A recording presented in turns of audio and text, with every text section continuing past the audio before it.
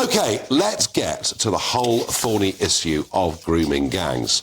A dedicated police task force was set up to work with police forces around the country, and we're told that across England and Wales, it's been really good news because in the last year, 550 suspects have been arrested. It sounds impressive, but then the scale of the problem is really rather large. I'm joined down the line by David Greenwood, child abuse solicitor. David, good evening. Welcome to the programme. Is this progress? It is definitely progress, yes. Before all this grooming gangs task force, we had 43 different police authorities around the country doing their own thing.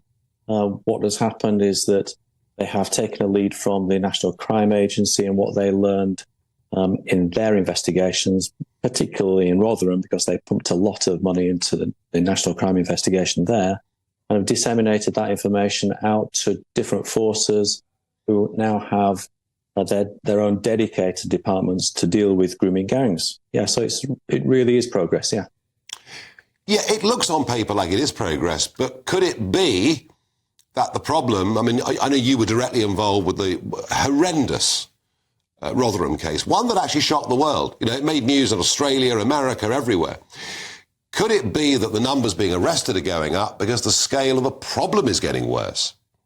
You are right. Yeah, the 550 appears to be an impressive figure, and it does take a lot of background work to even arrest one person. You've got to have a reasonable suspicion. You've got to do your homework and find out, all the information and evidence against that person. So 550 is a lot, but you are right. There are thousands of unarrested suspects still out there who have, in their miserable past, done this to young girls in the back of cars or wherever they do it. And to get to the sort of thorniest part of this, David, when we saw the numbers from Rotherham, we were shocked by the number of young girls that were involved. We were equally shocked that a huge majority came from one community. They came from the Pakistani community. Was that unique to Rotherham, or is that the same pattern that we see across the rest of England and Wales? Well, I don't think you see it across the rest of England and Wales.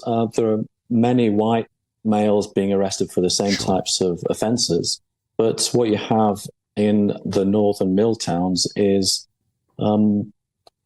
disaffected young men of different ethnic origins, whether it be Pakistani or whatever background they're from, segregated from society, educationally, socially, and in terms of wealth and jobs, etc.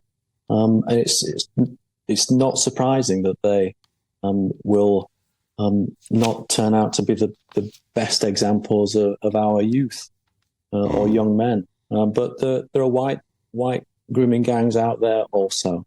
It really depends on where you are in the country. Yeah, I take that point. I was just making reference to the north in particular. And yeah, that particular problem with that community. David, well done for the great work you've done on this issue, and thanks for coming on and discussing this.